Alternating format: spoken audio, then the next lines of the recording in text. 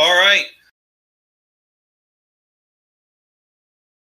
Cast number 4, and tonight we're talking high-rise fire operations. Before we kick it around the room and we talk to everybody, we're in the process of trying to make these things a little bit more polished. So Bobby in the past has created this video. We're going to try and work on creating something similar to this as an intro for us. So we want to just kind of show this off and give Bobby a little credit for some great work. So we're going to watch this video and then we'll come back and go around and introduce everybody and get started for tonight. So here we go.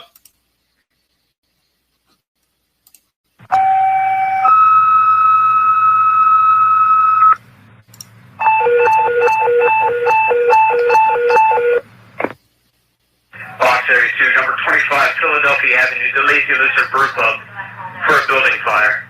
Engine 1, Tower 1, Engine 5, Heavy Rescue 1, Paramedic 3, 952. Reported subject in the building, unknown location. 1047. Ocean City, 714's on the scene, got heavy smoke showing. 953.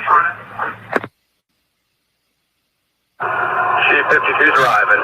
Fire shown from the Alpha side, Division 3. Command will be fixed. Alpha side.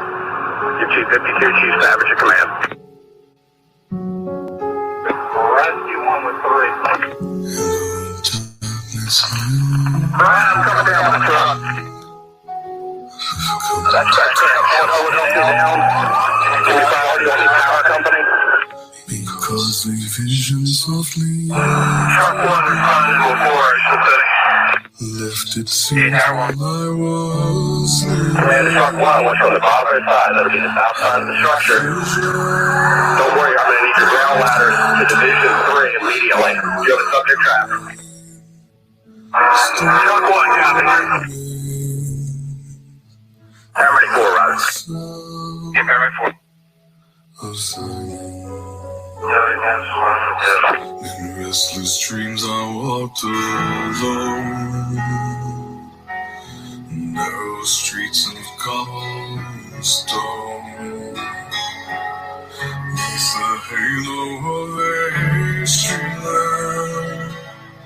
I turned my collar to the cold and damp. When my eyes were stabbed by the flash of a neon light that split the night and touched the sound of silence.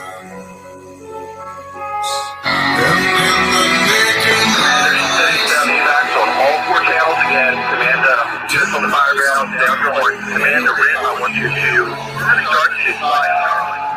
people talking when I'm speaking. Ocean City to all units, evacuate the structure. People riding. Command to Rim, I want you to redeploy 65 Charlie, stand by. Charlie, that's down. If you fire 1 charges, a 5-minute drive to Tower 3. Disturb the sound. Man, we got 35 extension ladder on the north side. We got a fire in 3rd floor. 35 ladder. Okay. Silence. Command units on the fire ground. Radio silence. Radio silence on the fire ground. We want red and interior to 3rd floor on the channel. Command you interior 3rd floor. Take my arms and I'm behind you.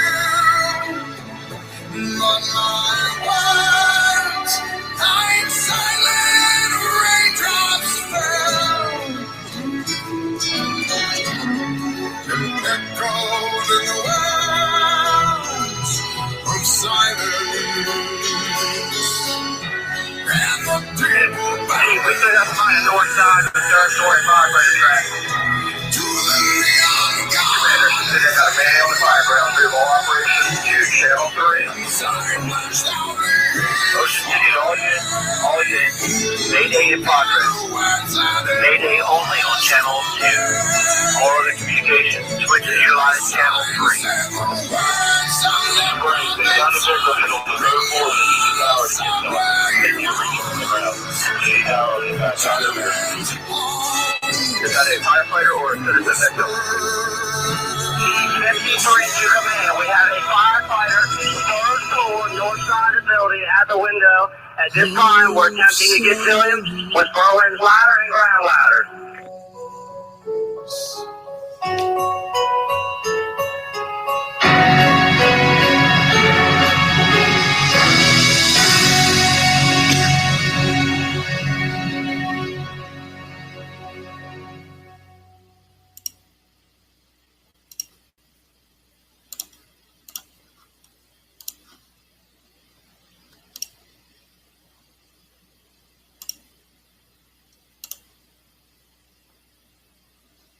All right, welcome back, Bobby. That still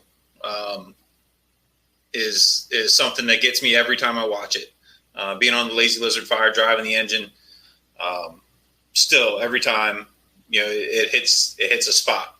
So, like I said, welcome back. High rise operations is the topic for Thirsty Thursday number 4. So grab a beverage of your choice, whatever you want. I'm currently working on improving my Corona immunity. So cheers, guys. Welcome. Thanks for coming. And we'll go ahead and kick it around the room. My name is Ben Waples, captain of Salisbury Fire Department in Salisbury, Maryland, and we'll kick it over to Trevor. All right. Thanks, Ben. Welcome, everybody. Great to have everyone back this week. We've got Danny Sheridan from FDNY is going to introduce himself here in a little bit as our guest. I used to work with Ben and Bobby in Ocean City, and according to state law, once you retire in Maryland as a firefighter, you have to move to the state of Florida and take a fireman's job down here. So currently a chief here in South Florida and enjoying the sunshine right now. So with that, we'll kick it over to Bobby. Good evening, everybody. Welcome. And welcome, Danny. Thanks for coming on, brother. We appreciate it. 32 years in the fire service. We're currently working in Ocean City as a lieutenant. 5 years to retirement, I think. It looks like. Yeah. So glad to see everybody and really look forward to hearing what Danny has to say. Chief, it's up to you, brother. Oh, hang on a second, Chief. All right. Sorry. Try that again. Am I unmuted? Okay. Hi, guys. Yeah, sorry. Danny Sheridan, Battalion Chief with the New York City Fire Department. I've been with New York for almost 34 years, 12 years as a battalion chief. Soon, hopefully in the next year or two, maybe 2 years, deputy chief, God willing.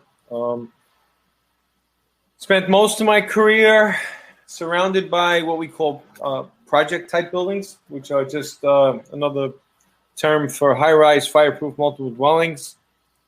I was in 17 truck, had lots of high-rise 58 engine fire factory. We were surrounded by the same types of buildings, so I have a little experience with these types of buildings, So, thanks, guys. Thanks for joining, Chief Sheridan. Thanks for joining us. It's always nice to have someone with the experience that you do join us. So tonight, like I said, high rise. One of the first things that we wanted to bring up and talk about was what are we running when we go to high rise? What are our high rise packs look like? And kind of a brief idea of what our, that first 2 engine truck, our first 2 assignment, what are they doing when they get there? So in Salisbury, 200 feet, 1 3/4, and then the smooth bore tip with the 15/16 tip on that is what we're running. And we have our first assignment for that is going to be 2 engines, a truck, and upon arrival and we confirm it's a working fire, we automatically go to the second alarm and go from there. So that's what we do. Chief, or somebody else want to go from there and rattle off their setup? Sure.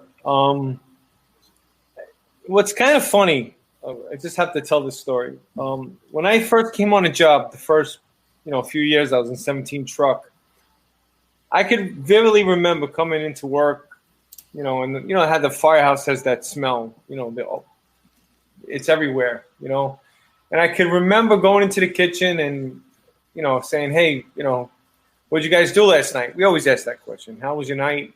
And they'd be like, nothing going on. Just a project fire. Like it wasn't even viewed as like, the guys didn't even take it like it was a real job. I don't know when that all changed, but I would say, I don't even know, 20 years ago, maybe now, we changed our signals. We used to give a 1075, which is a working fire. We use 10 codes for everything, and everything was a 1075. And then they switched over in buildings that are above 6 stories, fireproof. We have a code 1077, and that gives us 4 engines, plus an extra engine for the high-rise nozzle, and another engine for the CFR, so it's like a total of 6 engines. Let's see, how many trucks now? 4 trucks, plus another truck for ventilation, a fast truck, a rescue, a squad. I know, right? 3 battalion chiefs, a deputy chief.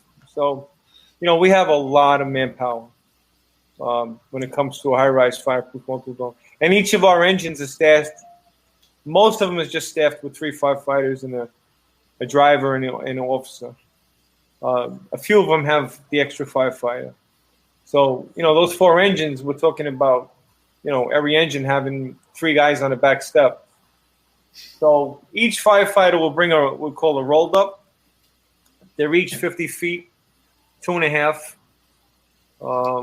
And then there's the standpipe bag kit that has all the tools, the door chocks and the whatever you need. The big thing is they have the outlet for the gauge, the outlet gauge that reads the PSI. Now they went electronic with that. Smooth bore, inch and an eighth nozzle, and but now, just in the last 2 months, I'd say we went to now. I don't know if everybody's got it. We got so wrapped up with this COVID, but I know that we now have the lead length is 2 inch, and it's all lightweight hose, and the lightweight hose is only for the high-rise fireproof multiple dwellings, right? And I could give you the numbers, but it's not really important. But it's much lighter. I don't know how they did that, but it's a much lighter hose. So that's what we're running. And the first engine and the second engine will team up to get that first line operation. So Chief, real quick, had a question come in. Your fast truck. That's your RIT truck. RIT, yeah. Okay. Yeah. All right. Sorry. Thank you. Yeah. Oh, thanks, Chief. Yeah, in Ocean City, we had 4 sections of 2.5 inch with an 1.125 tip. And recently, we did a lot of testing. Our manpower is much less than 6 engines, 4 trucks, 3 battalion chiefs, yeah, and a partridge in a pear tree. So we really do have light staffing. So we really can look at having 8 to 10 people on scene, and then a period of time before we get more help. It's just how we operate. So we did extensive testing and all kinds of crazy stuff, but I won't tell you about all that. But what I will tell you is that we ended up with 4 sections of the 2 inch with 2.5 inch couplings, and we actually went down to a 1 inch tip, mostly because of the kinking problems in the stair towers. Staging hose is great, but staging hose causes kinks, especially when you get the lower pressures and like standpipes and things like that. I know Salisbury runs an 1 3/4, but we had the challenge of elevation. So, when you go up, 20, 25 stories, the 1 3/4 is just not going to get enough pressure in our systems. So with the 2 inch, where our target is over 200 gallons a minute, we get like 215 with a 1 inch tip, and we stacked it on top of a 1.125 tip. So if you made an apartment door and you had a wind-driven fire and you needed more flow and you didn't have needed that distance as much, they could spin off and go to that 1.125 tip and change it out like that. And then just like Chief Sheridan said, we have an officer's bag with a 30-degree angle so it doesn't kink down at the floor when you're getting ready. And we got an inline pressure gauge to control it at the standpipe. So that's pretty much what we carry, but our manpower is much, much less. So Trevor, when he worked with us, he always said it as a great thing is we have to be really the best one-line fire department we can possibly be, because that first line for us is just a really huge deal for us. If we don't get it right, a lot of really bad things can happen. So that's what we have in Ocean City. Thanks, Bobby. Trevor? All right, what we're running is something very similar. It's kind of a hybrid of everything you've talked about. And as Bobby had mentioned, I always did have that philosophy that an engine company, especially with one with lesser staffing, needs to really have that mentality that you're a one-line fire department. Not that you can't do more. That's not the point behind it. But the emphasis on getting that first line in service as quickly and as accurately and as best as possible was our bread and butter. And that's what we really needed to be good at. And a lot of the other things fell in place. We're on a barrier island where I am, very similar to Ocean City. We don't have special services right on our tail. And we also have the added dynamic of very active train lines that sit between us and some of our next due companies that are coming in for mutual aid. So with that being said, sometimes even with the best circumstances, when the CSX train comes through, your next due companies or especially your truck companies might be delayed in getting to you. We're running 4 bundles of 2.5-inch line. Now, what we've done is it's kind of a modified Denver load that we put together in the fact that we need to be able to horseshoe it around our air packs and keep our hands free, because we do have very light staffing, just like most people throughout the United States. And to that end, and I'm going to ask Chief Sheridan and you guys to speak about this also, the previous mindset for us, and I'd say collectively just kind of in the U.S., was we did a lot of SOP-based operations, and whether it's based on riding assignments or the first engine shall do this, second engine shall do that, first truck, second truck, and it's very specific.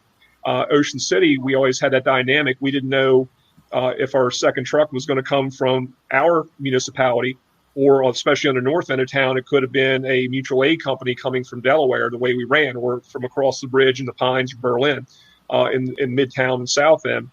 So that being said, in my department's SOPs, and we've done a collective thing throughout the county, we've kind of transitioned away from SOP-driven operations and gone to priority-based operations, meaning that let's say that the 3 of you are coming in. I'm the initial first arriving officer or first arriving chief. I've established a command, or even the folks arriving on the engine. They get there, and when I show up as the chief officer, they can give me a rundown and say, hey, Chief, out of the top 8 priorities, we've got numbers 1 through 3 done. And I know exactly what that means, because we don't know if the second engine was out of place or arrived in a different order. And we don't have the luxury, unfortunately, of really heavy staffing right down the street. So to that end, kind of getting back to the equipment, we're looking at the priority base, but also saying, all right, let's get a water supply established to the building, get the alarm pulled, make sure we're taking into account evacuation of the occupants of the building, get some good recon either from the panel, and start to get that first line in service, because we're going to have to marry up other responding units, just like we did in Ocean City with the ambulance or the paramedic units. Sometimes we have to drop them off, and they go to suppression to augment the initial suppression units, and then second and third due paramedic units would actually take the medical on the scene. We're carrying the officer's bag just like anything else, with the chocks, extra wheel, pair of vice grips, so forth and so on, a 30-degree elbow that goes down to an inline pressure gauge. And we're also running the 1-inch tip at the end of the 2.5, and it's a stack tip like Bobby had mentioned. One of the things that I know we challenged ourselves with in Ocean City and here as well is how well the standpipe systems are maintained. I mean, I know they're tested annually, but we had a really bad habit of trying to crank those things up and overpressuring them. And so we sometimes have to go to alternate operations just to be able to get the lines going. But the other thing was, too, what came out mathematically, and I know Bobby's a very numbers-driven guy, mathematical guy, but sometimes what came out mathematically wasn't what occurred on the upper floors, especially buildings that didn't have auxiliary fire pumps in them. When we get up to the upper floors of them, we weren't getting the flow rate that the math came out with. So we would actually have to take a flow meter up there and go through the process, which is a good thing, of actually flowing water. Don't just take the math into account, but also verify it. You can trust the numbers, but you also got to verify to make sure there's not a different variable in there, with your hose, with the standpipe system, et cetera. So, basically that's what we're running as a first in engine company. As far as our complement of hose, it's 50-foot bundles, and each person takes a bundle up and some extra tools, and each riding position has its own assignment. So it's also riding position based as far as what you're carrying with you for the type of occupancy. Cool. So now that we kind of talked about what we're all doing, and it sounds like we're all pretty similar. We've got 3 guys with a lot of command experience, a lot of experience in general.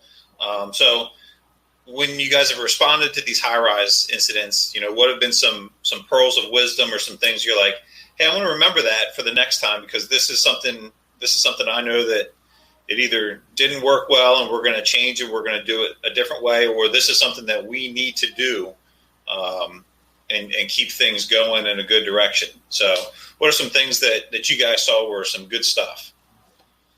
I'll give you one, and we'll turn it over to Chief Sheridan. When I first started in Ocean City, we used to carry the 1 3/4 like you were talking about. We carried a thing called a Clemens pack, which a guy out of Baltimore City came up with that. 130 pounds of love sitting on your trying to carry it up there. It was just very, very difficult to move around. I actually like the 2.5 inch or even a 2 inch better than that was to do. However, we went on a large fire in a high rise, and we don't have a truck company to kind of find a fire for us. So we kind of dove into a stairwell, and we went up with this big old bag of stuff, and we took it back up. We looked all the way down the hallway, and it was, in fact, way down by the other stair tower. So we kind of had to break everything back down and kind of move back down again. So I guess the pearls of wisdom, and I hope Danny can talk a little bit more about it, is you really got to know which unit this fire is in, or the area of the building this fire is in, because when you get multiple stairwells, 200 feet with 50 feet just to get up to that floor, it can be pretty limiting for us, and it was that particular day for us. So, Chief Sheridan, talk to us a little bit about it. Wow, I'm glad you brought that up, because I was actually going to talk about that a little bit. You have to understand one thing about the FDNY is that we have 2 types of high-rise SOPs. We have our high-rise fireproof multiple dwellings, and we have our high-rise office buildings.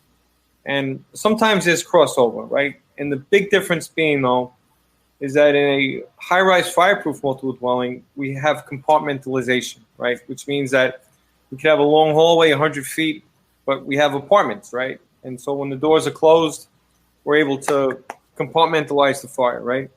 You don't have that luxury in an office building, because a lot of office buildings have big, wide open office planes, right? But in the high-rise bulletin in the FDNY, the first thing they talk about is A, determine the fire floor, and then B, verify it, right? So what we'll do in a high-rise in an office building is we have the luxury of having a truck company that can go find the fire. I think of them as like recon, right? They go up and they're going to do some recon. And what I do, this is what I do from the chief's car, right? For me, it all starts as soon as I get the alarm, right? Because I know my buildings pretty well. And I know the ones that have the long hallways, and I know the ones that have the scissor stairs with the shorter hallways. And that's what you're talking about. It's really pertinent, right? Because if you have the long hallway, you have the stairwells on either side, right? And it could be, if you miss, you got a long way to go down a very long hallway. The luxury of having scissor stairs is that they're right in the middle of the core of the building, and it kind of equidistant. So if you mess up, it's just a matter of what you're going to determine as the attack stair or the evacuation stair, right? And then stick to that, right? If I get a report from my truck company, Chief, we got a fire on the 8th floor. It's in let's say the B apartment. I'm going to recommend using the A stair for the attack stairs, right? I get that out on the air. Everybody knows that the A stair is the attack stair.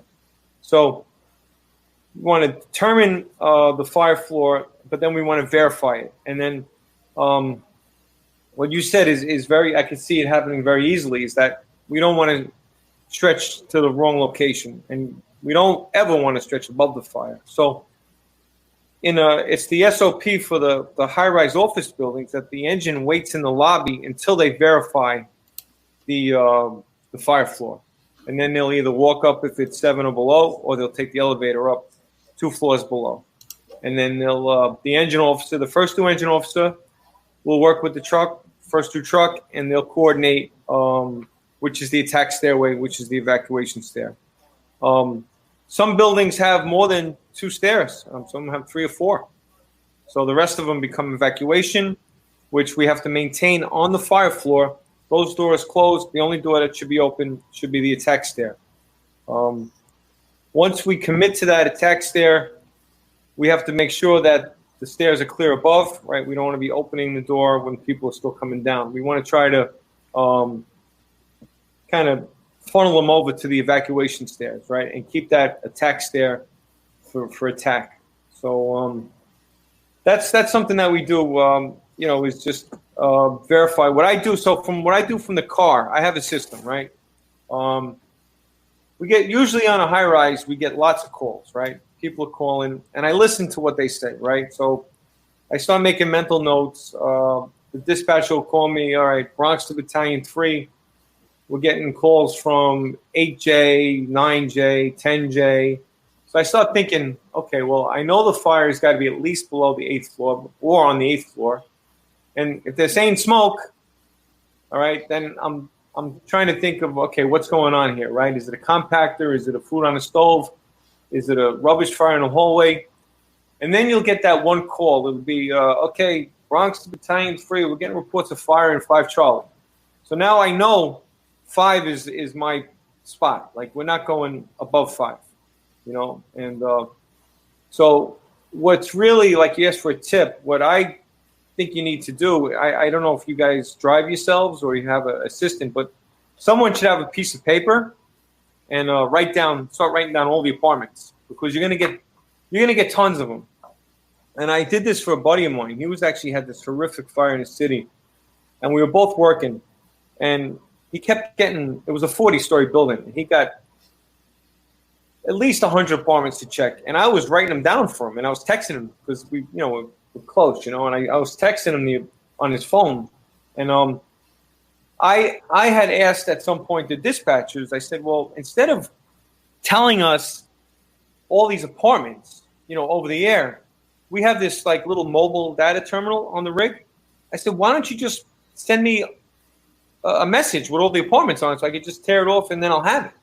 Why do I have to take time out, or my aide to take time out to start writing all these apartments down? Because what invariably happens in these buildings is that in this day and age, especially post 9/11, everybody is very concerned. I had one probably about 2 months ago, and I'll tell you too. Sometimes fires that are not in apartments, but like, let's say in a compactor or in a hallway, like kids will light up a couch or a chair in the stairwell or in a hallway, could be worse than an apartment fire, because now the whole it's out of the box, and so I had this guy telling me, he was very proud of himself too, and he's like, Chief, he goes, just letting you know, I knocked on all these doors, I evacuated this whole building. I said, yeah, you just took all these people that was safe in their apartment and brought them into this charged. I mean, the smoke was like, you couldn't see the hand in front of your face. I think 10 people went to the hospital. There was like at least 200 people in the street. And it made sense because, everyone just went around banging on doors and evacuating buildings. So anyway, that's the whole thing, is controlling the evacuation is really critical. Shelter in place, man. It's a fireproof building, type 1. Unless the fire's in their apartment, really no need for them to leave. And so going back to what I was saying about the phone calls, people are very concerned, and they're very, very quick to leave their apartments. I know a bunch. I forget when it was in Cook County in Chicago. Their office building. I think I want to say 6 people got trapped in a hallway in a stairwell, and they were overcome with smoke and wound up, succumbing and dying to, from their injuries. So sometimes people put themselves in a worse way, by leaving their apartment. So I would just advocate for a way to, I know you guys are limited on manpower. That's a problem because I have the luxury of having four truck companies, a rescue and a squad. I could break them up into, they could take every 5 floors. They could even take every 3 floors because you have to reassure the people because all they want to do is leave. It doesn't matter. So that's just one little tip I have on just size up or whatever, Couple things to share too. This dovetails in with what Danny's saying. These might not be pearls of wisdom; they're more like cubic zirconias of wisdom, if you will. But I see a lot of brothers popping up on the screen that we've certainly been on a lot of fire scenes with, and they'll appreciate my next comments. As far as the size up goes, one of the things I've gotten in a habit of is not only for myself but for the first arriving units is really encouraging them to start their size up well before they get on the scene. I'm talking about blocks away, and like Chief Sheridan said. He knows his buildings well. Frank Brannigan, he preached that. Know your buildings, know your buildings, know your buildings. I can't agree more.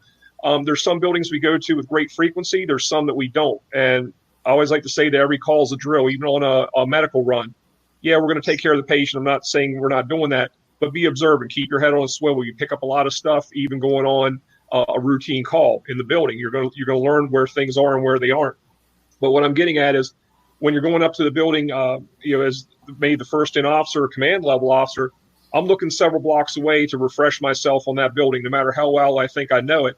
I'm looking for the dog boxes on the roof to see where my elevators, machine rooms are. I'm looking for where my stairwells are going to come out on the roof, maybe some means of egress for people in the building.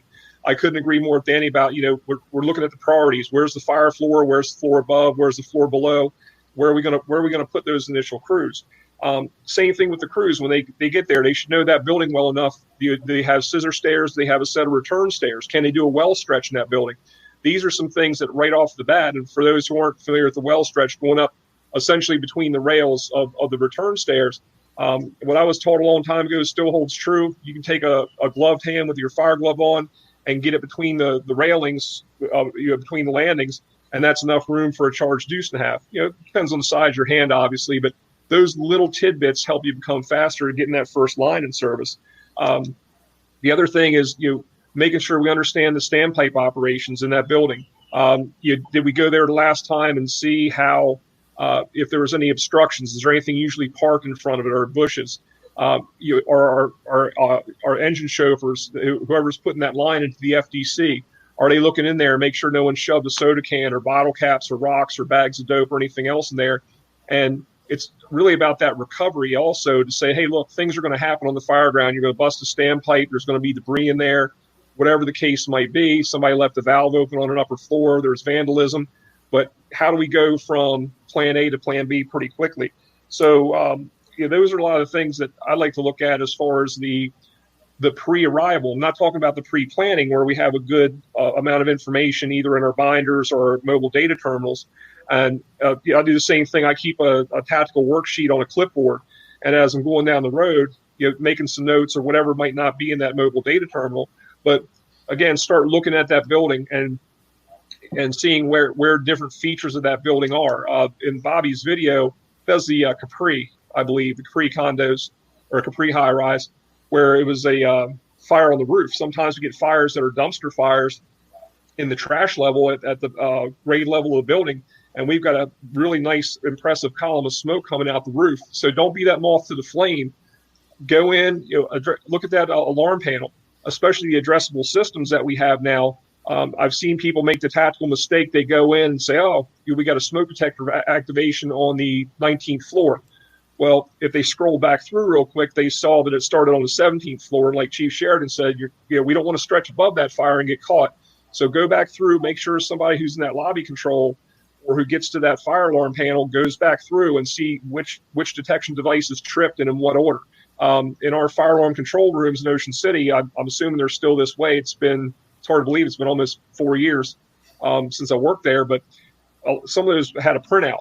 we could take it off the rip and run and look at it in the fire alarm control room and see exactly which device is tripped in what order. So really, it's kind of about getting that system down. Like Chief Sheridan was saying, you kind of get where you're comfortable, but also you refresh yourself on those buildings as much as you can, learn as much about the buildings as you can, and even look at maintenance schedules. There are certain times a year where the exterior of that building might be just littered with scaffolds and swing stages or heck towers that you might not be able to get truck companies into as easily. So it comes a lot with pre-planning. And the last thing I'll say before I kick it over to Bobby is really also look at your staffing. This is going to be very trying on them. And some of you guys remember just the really nice meals we would cook at the fire station, and we'd be all fat, dumb, and happy and go, oh, I hope we don't have a call. And that's when we got the call that the elevator was out and we're jaking up 12 flights of stairs, almost throwing up just to get up to a fire floor. So with that being said, we have to have relief crews coming in pretty quickly and not be hesitant in calling for additional alarms, especially in areas that the majority of us work in, to get those relief crews. Because I can guarantee you, especially in an area like where I work, it's 86 degrees, 88 degrees sometimes in January. So your people are going to get dogged pretty quickly, and you need to be able to have those relief cycles to keep on going. But before we continue on, we had another question from Timmy Jershad, and a shout out, by the way, to Big Tim Jershad. I believe today is his birthday. But Timmy's question: we go and have a fire on the third floor. Do we have different tactics as opposed to a third floor versus a 33rd floor? So what do you guys have for that?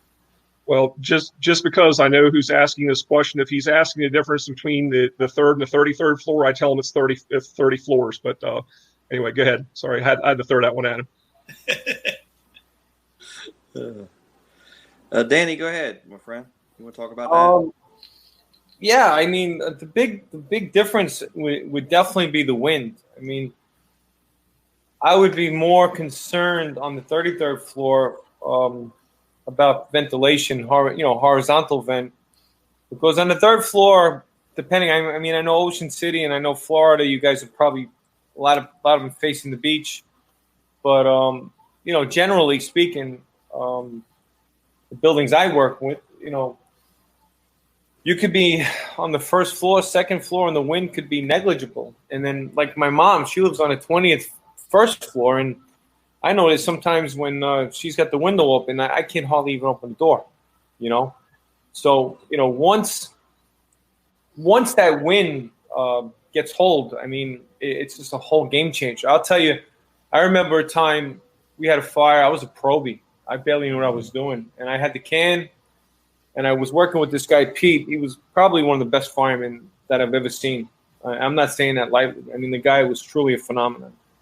And I knocked the fire down with the can, and we went to go into the back, and then one of the guys on the roof started taking out the windows up on the 21st, and the room exploded. And I'm talking about, it wasn't just like a little flashover. It exploded. And we dove into the bedroom and closed the door, and he wasn't happy, by the way. But, that might not have happened on the third floor, but it happened on the 21st floor because it was facing we have up that high in the Bronx, we have a river that, we got the East River and the Harlem River. And when you're up that high, there's nothing blocking it. And I'm telling you. So I would say tactically speaking, like hose and truck ops and forceful entry and all that, not much difference, but the wind is going to be the big factor on the 33rd floor compared to the third floor. And I'd like to kind of swing back to the standpipe operations a little bit. Depending on the buildings, obviously, if you have an exterior balcony hallway type building versus an interior hallway type building, there's going to be some variances in that. What I look at, if you have an issue with the standpipe, then you might be able to do a rope stretch up over a railing, or take something where you can bring a supply line up and over. 33rd floor, that's going to be, you might be going to like a flying standpipe up, to a certain floor, but then you're putting a truck company out of service by using them as a flying standpipe. So I think that just specific to standpipe operations, you have more latitude and recovery probably at a lower floor than you would on an upper floor. You're going to have to probably work a bit harder on an upper floor, is what I would say in general. Yeah, I know. I know we talk a lot about we don't maintain standpipe systems in town, so we always talk about if you can reach it with a pre-connected hand line. We have a 350-foot 2-inch hand line. Sometimes that might be your better move because you got 150 feet to get to the floor. If you get to the third floor, and then you have this, with a 350-foot line, you got some working line left. So sometimes if it can make it, we can do it that way. So. But I totally agree with Chief Sheridan on the wind. And the other thing about high rise is sometimes when you get up these upper floors, the wind's a totally different direction. Mm-hmm. It's not even the direction you think it is on the street. It's crazy. And then because we stack these high rises next to each other, it's like they create their own friggin' wind. We get northeasters and those types of storms in Ocean City, and the buildings pick up the speed of the wind depending on the angle of the wind and things like that, and little wind tunnels and things like that. So. I wanted to cover the other question we were talking about, which was we were talking about the stairs and the importance of them. And because we're light staffed, one of the things we really harp on is when you open that door to whatever unit you have, whatever apartment you have going on, you need to be ready to go. You need not have someone go ahead of there and open that door, because when you prop that door open to run that line down there and they pop that door open to the apartment, if it's got a window let go, or a window open, or a slider open, or any of those types of things, you've created a chimney effect. And the MGM Grand Fire in LA is just one, in Las Vegas is just one example of 80-some people died in there. 60 of them were in the stairs. So from a firefighting perspective, when you open that door up to run that line down that hallway and you take that door, it's go time. So we really, when we talk about a one-line fire department, that line has to be ready to go before you prop that door open to run that line down. I know we talk about closing the doors because of the ventilation impact studies, but the reality is you're going to have that door open to stretch that line down there, and you're going to have that door open in the apartment, and you just need to go. So I think it's really important that once you breach that stairwell, people are going to be trying to go out that stairwell anyway, and if they don't go down, they tend to go back up. And I know they've had other situations across the country where, a dozen people be trapped at the top of a stair tower where they locked it so people wouldn't go play on the roof or whatever. So it's just important that once you open that door, you're breaching that stairwell, and that's that's something that we really have to think about a lot, especially right on the ocean with the wind we have. Mm-hmm. And Bobby, let me throw something else in real quick, so I want Danny to chime in on this too. One of the phenomena that we run into a lot, especially in the summer months in Ocean City and where I am pretty much year round, is understanding how the smoke control movement may be different in that building during different times of day. And, I'll give you my little, visual aid here. You got your high rise, the sun's beating on this side of the building for half the morning. It starts creating that chimney effect on this side. Well, the stairwell, the elevator shaft on this side might naturally start drawing the smoke up and hitting other devices, where across the hallway, where it's been cool since the sun went down the night before, it might actually start dropping down. So, you have to take that in consideration, that your smoke movement on the same fire, same unit, same floor might be a little bit different depending on whether it's, 12 noon, 12 midnight, or 3 a.m., just because of the heating and cooling on the different sides of the building, and how it's going to draw into those open shafts inside the building. So I think it kind of dovetails in a little bit with what Bobby's talking about, and I know the guys in Ocean City are well aware of that phenomenon, that and that's why they're so vigilant about making sure they get good intel and good recon as far as the fire floor, and then confirming that fire floor like Chief Sheridan was talking about. Cool. Hey, Chief Sheridan, I got a question for you. I think these guys want to hear some real stuff here tonight. Talk to us a little bit about how you guys set up your line in the stair towers and high rises, and how you get ready to advance, and how you set up for a high rise fire for the engine company perspective. Right. So again, we have the luxury of having dedicated ladder companies and dedicated engine companies, right? So everyone kind of stays in their own box, their sandbox.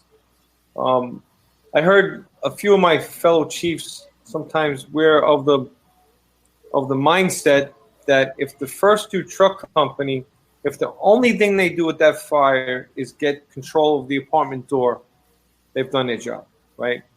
I can't even emphasize how important it is to get control of that apartment door, right? Because if that door is open, right, and it always astounds me, like I'll sometimes I wear a different hat. Like I'll be the all hands chief, and I'll be up on the fire floor, and it happened once recently, and I was like scratching my head, like I heard the irons, I heard the Halligan getting hit by the axe, and they were forcing the door. Meanwhile, it was lights out, like you couldn't see the hand in front of your face. Now, if you open a door to the stairway and you couldn't see the hand in front of your face, what's your first assumption? The door's open. The door's open, right? So would we be forcing a door? Right? You see where I'm going with that, right? Uh-huh. So, common sense, you know what I mean? Like, so that's the first thing that we need to do, right? Before we do anything is if we open that stairwell door, right, and you hit the nail on the head, Trevor, that's a great indicator, right? You look from the street, as you're responding, you look up. I just happen to know my buildings. I could tell you, you give me an address, I'll tell you whether it has scissor stairs or if it's long hallway type setup. Certain buildings I know have those, and I know certain have the scissor stairs. But so that being said, if the firefighters get to the fire floor, the truck company, and they open that stairwell door and it's lights out, then they have to get control of the door. That's the first thing that we have to do before we do anything, right? They'll call the engine, okay, ladder 5-4 and engine 9-6, we need a line. They'll start making their way up to the floor below and hook up on the floor below. It doesn't matter whether you hook up in the A stair or the B stair, right? Because actually sometimes they're actually mislabeled. The building manager will just go right up the line, do AAA and BBB. Meanwhile, it's AA, right? But whatever. But they'll hook up in the attack stair, and once they flake out the line on the floor below. I was a big advocate of that when I was a captain and a lieutenant. I like to have the guys put the folds next to each other, hook them up. The control man flushes out the outlet, attaches the inline gauge, make the attachments. Nozzle man puts his bundle up on his shoulder and he starts making his way up, flaking the hose out. The backup firefighter, right, he's the middle guy. He's doing all the grunt work. He's laying out the hose, and then he's going up to join the nozzle man. If the smoke is still in the hallway and they don't have control of that door, they're going to charge the line in that hallway door, right? Now, here's something I'm a big advocate of. And if you can look back at the St. Regis fire in Houston, I forget the year, Janke was a captain. And unfortunately, I think the wind must have taken the windows or something. Something changed where he got caught up, and maybe he might have ran out of air. I'm not sure. But if you look at the way they hooked up, and I'm not trying to be a Monday morning quarterback, but I'm saying this so guys don't ever repeat this. But they hooked up on the fire floor in the cabinet in that hallway. If you look at the pictures afterwards, it's a big bowl of spaghetti. That hose is just like a big mess. And I always used to preach that I want that line coming out of the attack stairway almost like without kinks. I can't tell you how many times, even when I was a fireman, that you'd go up on a fire floor and the hose is just like a big bowl of spaghetti. It's just a mess. And God forbid, the windows fail and you got to get out in a hurry. You want to follow that line out, and hopefully it's going to take you out to the doorway. You don't want to be going in circles, right? So that's what I'm a big advocate, a big fan of that stretch being like nice and neat, like nice and uniform. Use all available spaces, use the floor below, use the stairwells. I like seeing like half a length going up the half landing to kind of use gravity to kind of feed that line going down. Station one guy at the door to control the choke point there, and then the officer and the nozzle man, the backup man, firefighters make their way down the hallway, and if that door is not controlled, that line has to be charged, right? There's no ifs, ands, or buts about it. I mean, if the door is controlled, right? If the truck company or whoever has control of that door, it's acceptable to take that line, not charged, to the door and then charge it at the door, right? Because we never enter the fire area without water. And when the door is not controlled, right, the fire area is now that hallway, right? Mm-hmm. I remember a fire we had in Harlem. I was lieutenant, and we were second due engine, and we were helping the first due engine stretch. And we had this guy. He wasn't too bright. He didn't last long on the fire department. I don't think that was his calling. But I'm trying to watch what I say, but I'm being polite. But there were hallways. There was windows in a hallway, right? It was one of those types of projects that had hallway windows, right? So I'll never forget this. The first due engine, I was at the door, and my 2 or 3 guys. So there was 7 of us. Next thing you know, you hear this loud crash, bang, right? Glass gets taken, and the wind took.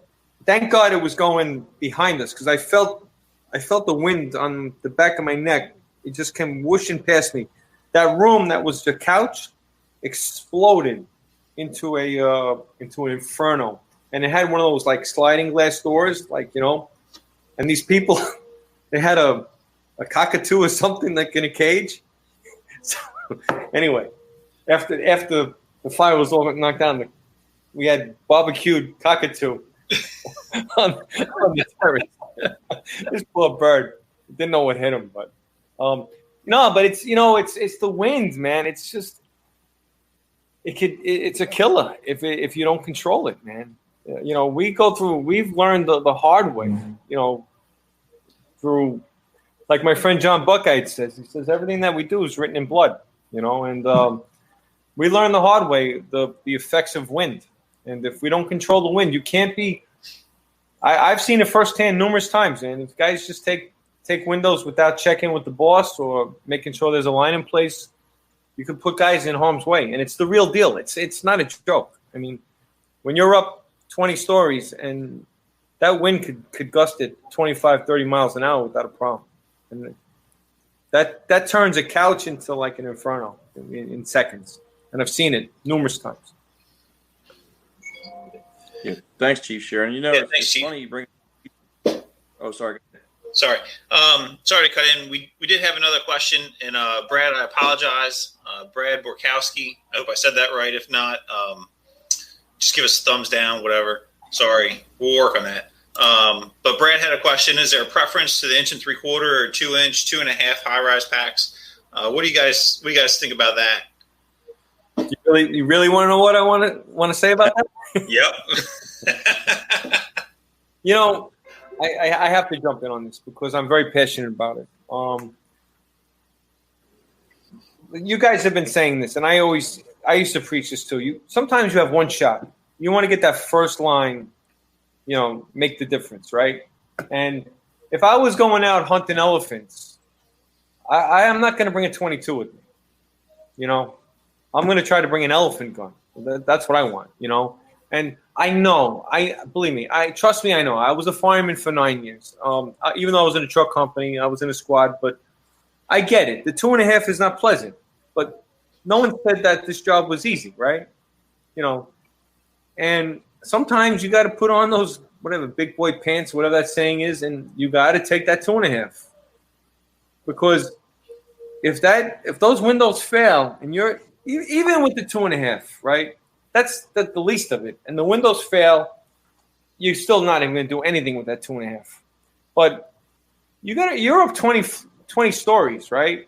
And you got 1 3/4. If you want to just talk about friction loss alone, right? You know, 20 psi for 1 3/4. Now you got 60, right?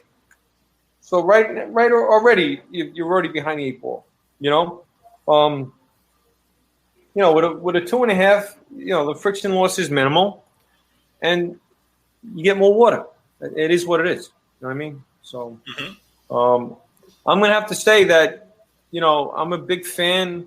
I mean, my job, I can't believe that we're actually using the 2-inch now as a lead length with the 1-inch nozzle. If it's a 2-inch, it's going with the 1-inch nozzle, with the 1-inch tip. But I don't know, man. You're up there, and I remember talking to John Norman about like 2.5, and we're both on the same page.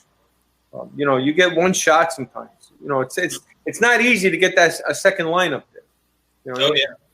It's a very labor intensive. Lugging up 3 lengths or whatever hose, and so tripping over their hose. Yeah, go with the big guns, man. You could always, if you don't need it, so what? But it's better to have it and not need it than, not need it and not have it.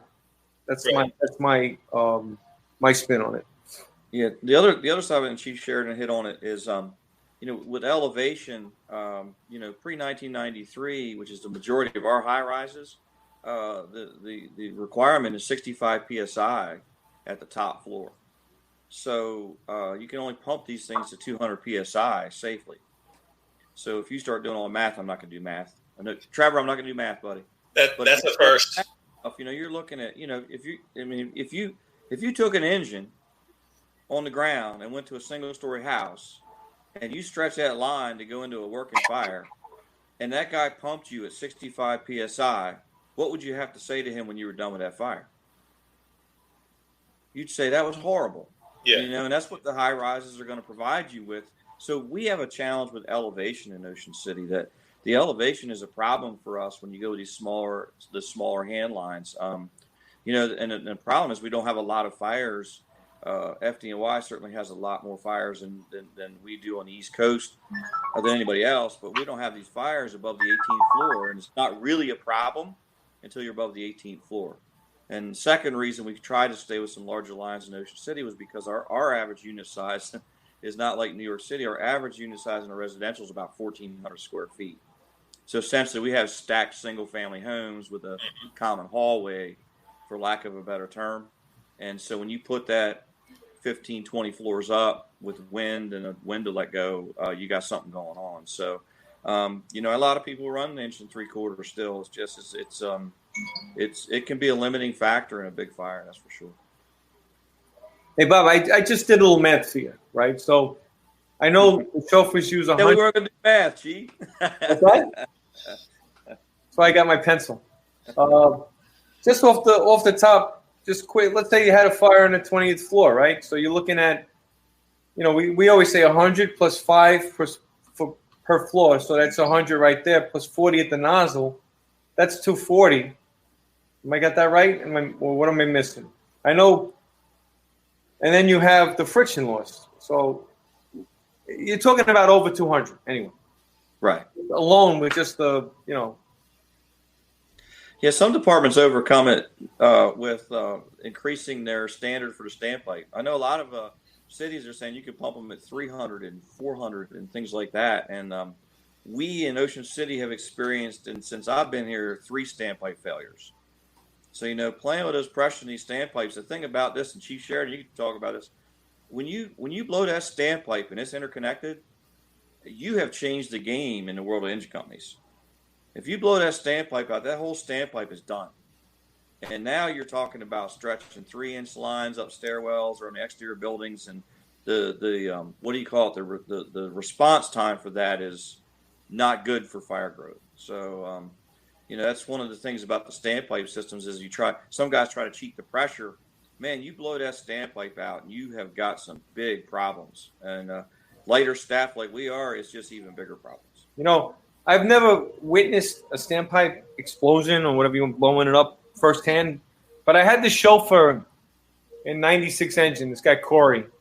He was just one of these guys that he's just a cut above, And I remember we had a fire in a project on the 11th floor, whatever it was.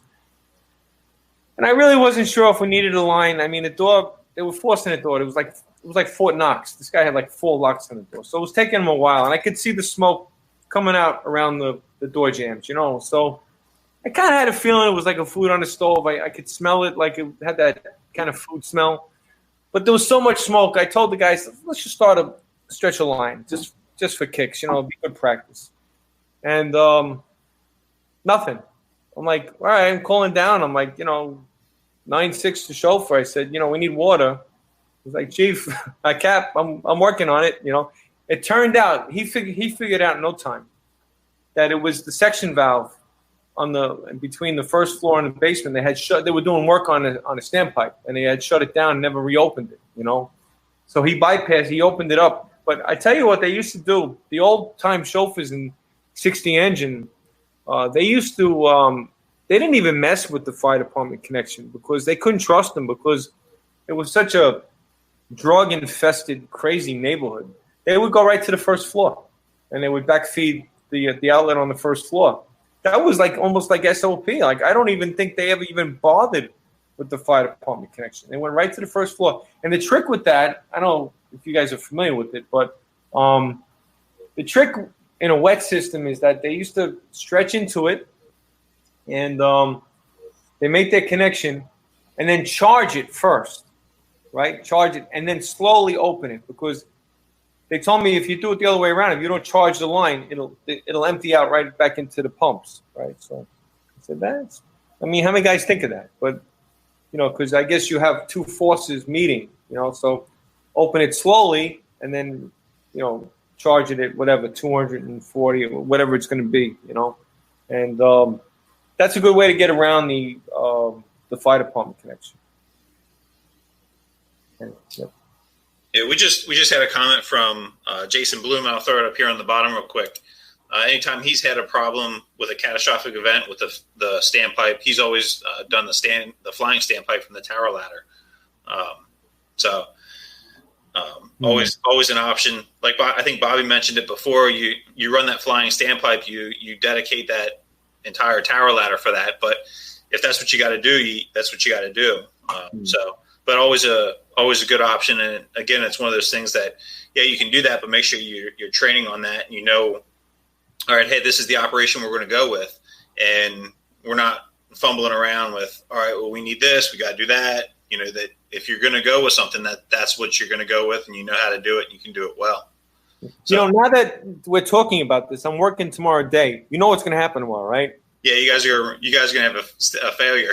I'm going to have a standpipe explode on me. I've never had one. In 34 years, I've never seen one explode. Now, tomorrow I'm going to go to work. Because I remember Dave McGrail, I wrote something years ago for fire engineering. And, he wrote back something about standpipes exploding. I'm like, what is he talking about? I've never seen a standpipe explode before, but I guess it's something that happens.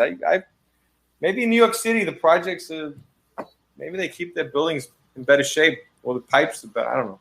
Yeah, I know one fire in Ocean City specifically. I was down south, and fire was up north, and they charged the standpipe, and they had water coming out every door on the first floor because they had a crack in the pipe. And then I think it was just last week or the week before, we were doing high-rise training and standpipe training in the parking garage in Salisbury downtown.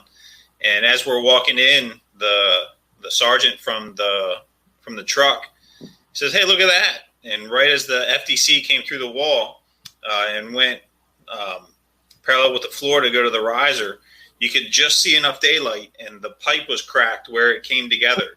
Wow! And that was a common system. So from all the stairwells, the couple of other FDCs, it all fed in one, so it wasn't like you could isolate that one spot. Wow. So.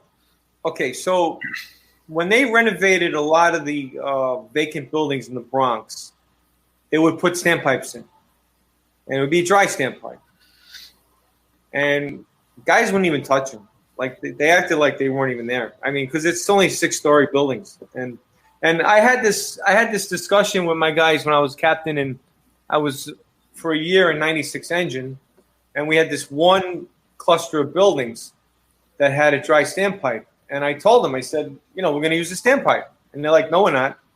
I said, yes, we are. And then, we had this kind of, and I'm the battalion commander. They're still in my battalion. And the captain and I are still button heads over this freaking standpipe. So I don't know. I tell you, the they had a fire. I was actually in FDIC, and I had drilled on this building with my guys because I knew it was going to be a problem, right? It's one of these buildings. See, in New York City, what happened was after the firestorm, whatever you want to call it, they built a lot of buildings under a federal code, right? New York City building code is very stringent, but the federal code is a little bit more loose, right? So we have in New York, they have what they look like. They look like little fireproof project buildings, but they're actually non-fireproof. And I found that the hard way, right? We had a job one time, and we thought it was all rubbish fire in the electrical closet. Next thing you know, we lost the whole top floor. So, me, this happens once, it'll never happen again, right? So we had a building like that in our district, and I took the guys out, we drilled on it, and, we went over the standpipe, and I said, this is not a fireproof building, it's a non-fireproof building, and everyone was on the same page. Sure enough, I'm out in Indianapolis, and they get a job in that building. And the first due engine, we weren't first due, decided to stretch. It was 20 lengths of hose. And I said to him, Billy, we went to a third alarm. I said, why didn't you use the standpipe? I don't trust those things. All right, so you stretched 20 lengths of hose. It probably took them about 15 minutes. Went to a third alarm when you could have stretched 2 lengths of hose, 3 lengths of hose right off the standpipe. So I'm a big fan of them. I know if they're there, I want to use them. But some guys don't trust them. But in the fireproof buildings that we have, I've never seen one blow up. But I know in some of the renovated buildings and whatnot, guys have problems with them. They don't want to use them. So maybe that's why we don't see them blow up. Trevor, I think you said you had some questions. Yeah, I want Chief Sheridan just to weigh in real quick on some stuff. A lot of times, tactically, you'll hear a lot of people talk about recon. So let's say we have a fire on the 21st floor. We get off 2 floors below the fire floor, and we think that the fire's in 21F. Mm-hmm. And we send a member or an officer down to 19F to look at the layout. And I know there's pros and cons with that. If you could talk about it briefly, whether the layout's going to be the same, knowing your buildings. And then the other thing I want you to weigh in on also is some departments have a very stringent SOP as far as counting the number of floors. My personal feeling and the way my SOP is set up is that we designate the floors exactly how it's listed on the elevator indicator. So if you have lobby, mezzanine, first, second, on up, whatever the case is, that's how we designate the floors versus counting from the very grade level 1, 2, 3 on up. So would you mind weighing in on those two things? All right. So as far as the layout, that's a great question. What I do, you're definitely correct in the fact that when they build these apartments in a line, they're all the same. The layout is going to be absolutely the same. And what I used to do when I was an officer in the engine is while the guys were stretching, I would get up to the floor below and do a quick layout, see what's going on. So if the fire's on the 5th floor, I'd run to the 4th floor and get a layout, and then I have a visual in my mind. And you know how I learned that? I learned that from this guy, Jimmy McCluskey. We used to call him Iron Man Jim McCluskey. He was a lieutenant in 60 Engine when I was a fireman, 17 truck, and legendary guy. I mean, he was a 91 engine when they were burning the place down. And I always used to see him like duck into the floor below. And one day I asked him, I said, "Hey, Lou," I said, "I got to ask you, what are you doing?" He says, "I'm going to get the layout." I said, "Oh, wow." So I brought that with me when I got promoted. That was like one of the tricks I took.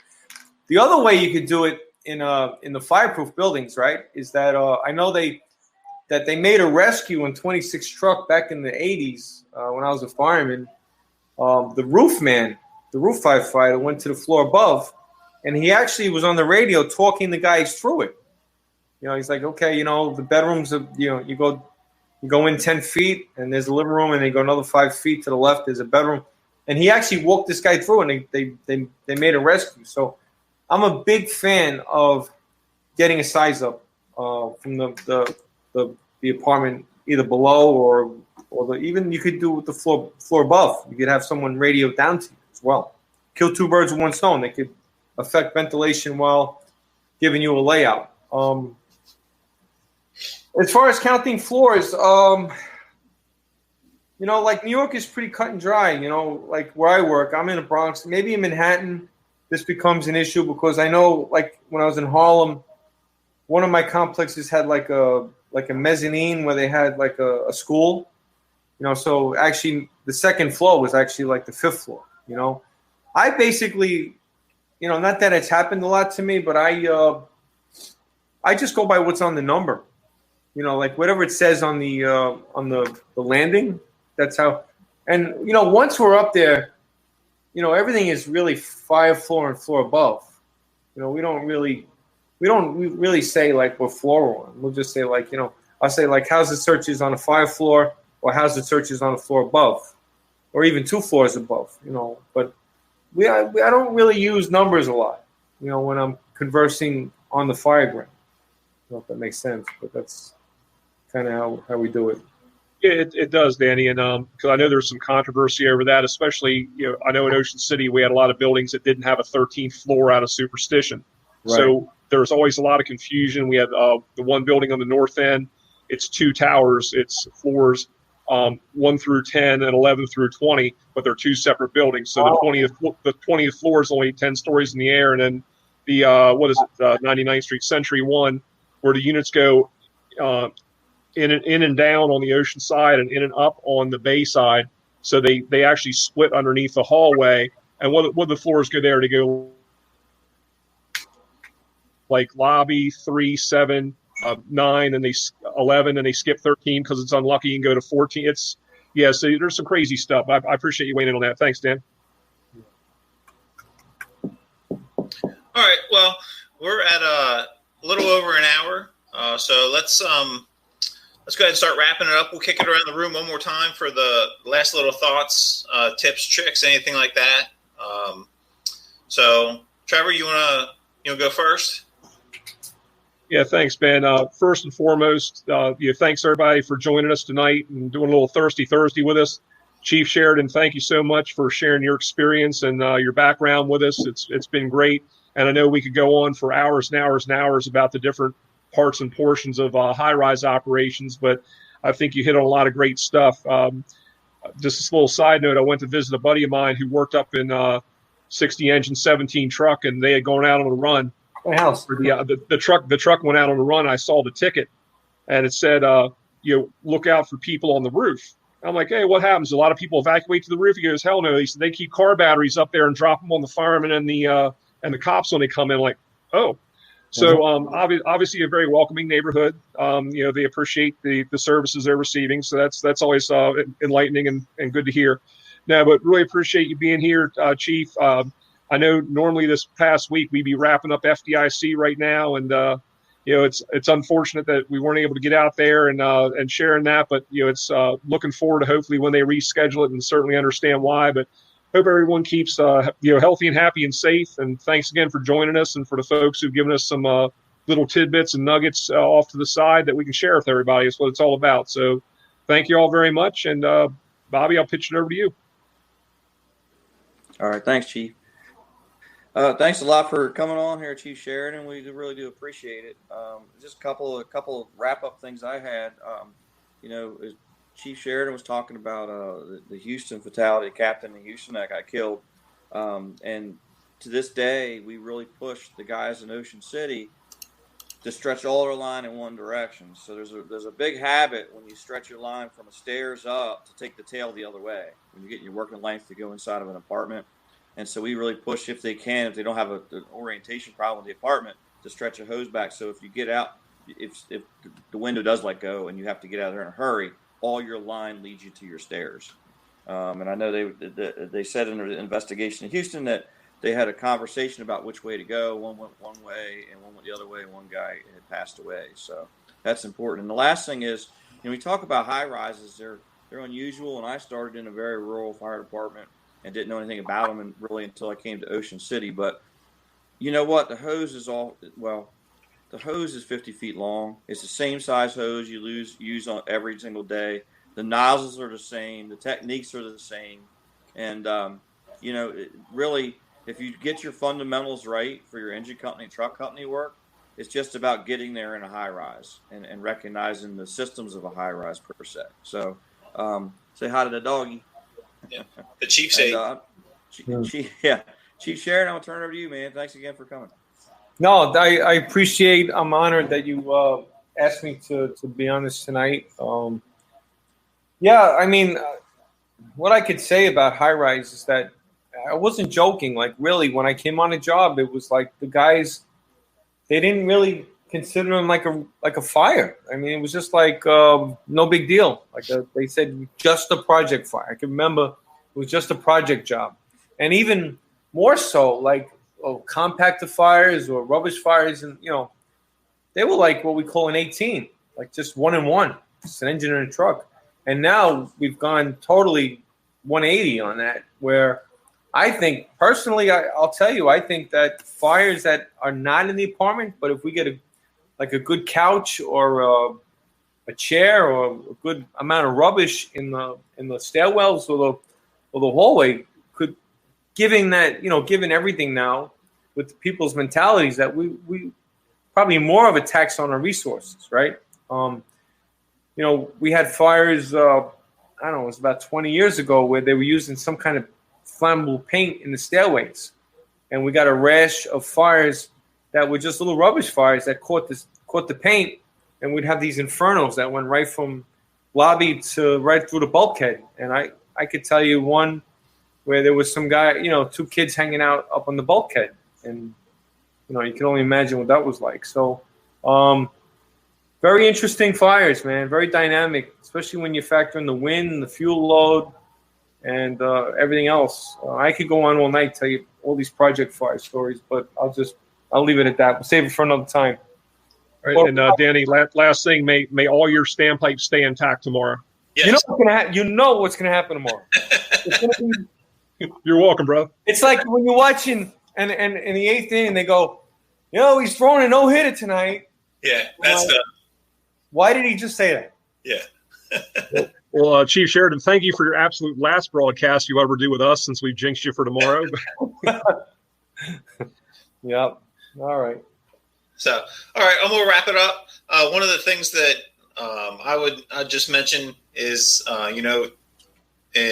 for Chief Steedman, Chief McGee, and for Salisbury, high-rise events are not a real common thing for us. Unlike for Chief Sheridan, that they have that opportunity. They've got the staffing that they can throw at it, the apparatus that they can throw at it.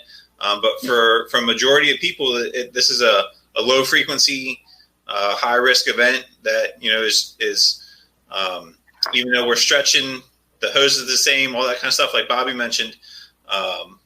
It is something that is different for us, and as we go into it, it's got to be one of those things that you're going to know the buildings, and you have to take that as, hey, we're going there, and it's going to be, you have to be prepared for that to be a fire. You can't, you get that Bell's call at 2 a.m. You can't roll out of bed and make your way to the scene thinking, oh, this is BS. It's going to be another one of those. We're not going to have to worry about it. Expect for that to be a fire. Don't go into that thinking that we'll be out of here in half an hour and, it's done. Don't be complacent, wear your gear, have your equipment with you, be ready to go, because the time that you don't, your standpipe's going to explode on you, and you're going to have fire on the 33rd floor, the third, you're going to have something. So be prepared for it. And wrapping things up, we're going to share the screen. So again, special thanks to Chief Sheridan for coming on and talking to us tonight. Follow us on social media. There you see it all for Facebook, Strike the Box Training, Twitter, our website, striketheboxtraining.com. We've actually gone and uploaded or changed the website around a little bit. So if you want to go and catch up and watch our previous webcasts, there's a spot for that. This will be on the front page, but then we've got the other ones from Mike Wood when we're talking about RIT. The one when we talked with retired Lieutenant Ray McCormack. Congrats, sir, about the UL fire study that came out. If you're interested with getting up with Strike the Box and want to reach out to us, there's our email. And then we have all the stuff for Chief Sheridan. So if you guys want to reach out to him, an excellent resource, great guy, wonderful conversation tonight. There's all of his information. And then coming next, or our next program, May 14th, put it on your calendars, 7 p.m., Facebook and YouTube again, Assistant Chief Rob Frampton from the Salisbury Fire Department. He's currently in the National Fire Academy Executive Fire Officers Program. We'll be talking kitchen fires. So tune in, check us out. And like I said, if you guys need anything, reach out to us, and we'd be happy to help. Thanks again, and we'll talk to you soon. Good night. Cheers.